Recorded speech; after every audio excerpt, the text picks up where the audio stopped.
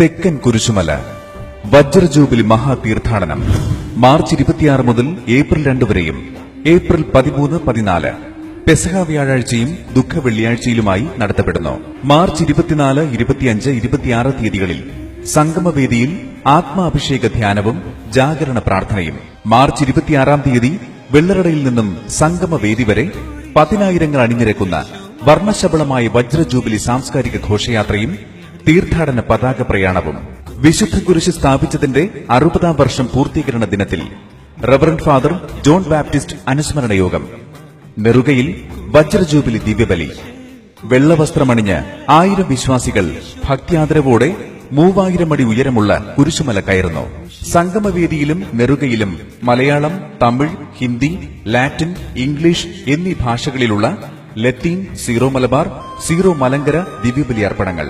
CSI, Luther Mission, Salvation Army എന്നിവരുടെ പ്രാർത്ഥന ശുശ്രൂഷകളും. ആറുകാണിയിലെ ജനകീയ സദസ്സും പ്രമുഖ രാഷ്ട്രീയ സാംസ്കാരിക മതമേലധ്യക്ഷന്മാരുടെ സമ്മേളനങ്ങളും നടത്തപ്പെടുന്നു.